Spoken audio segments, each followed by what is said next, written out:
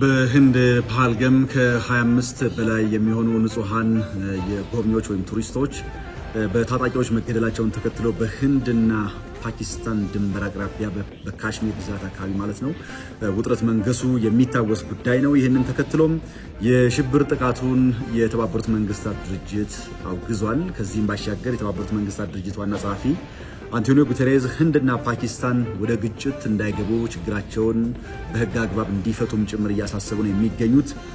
በደቡብ እስያ ጎረቤት ሀገሮች መካከል ያለው ውዝግብ እየጨመረ በመምጣቱ ሀገራቱ ጦርነትን ሊቀሰቅስ ከሚችል ማንኛውም ነገር እንዲታቀቡ ጭምር ነው ዋና ጸሐፊው አንቶኒዮ ጉተሬዝ ያሳሰቡት። ሁለቱ ኒውክሌር ታጣቂ የሆኑ ሀገራት ወደ ጦርነት የሚገቡ ከሆነ ዓለም ሌላ ፈተና ሊገጥማት ይችላል በሚል በፖለቲከኞችም ተሰግቷል። የህንድ ፓኪስታን ካሽሚር ግዛት አካባቢ ጦርነት ስጋትን ተከትሎ የጉዞ እገዳዎችን የተለያዩ ሀገራት ጭምር ዜጎቻቸው እንዳይንቀሳቀሱም እያሳሰቡና ማስጠንቀቂያዎችን እየሰጡ ነው የሚገኘው። ዜና ኢትዮጵያም ይህን ያነሳነውን ጉዳይ ጨምሮ በርካታ ርዕሰ ጉዳዮችን ወደ አድማጭ ተመልካቾቹ በቀጥታ የቴሌቪዥን ስርጭት ወደ እናንተ ያሻግራል።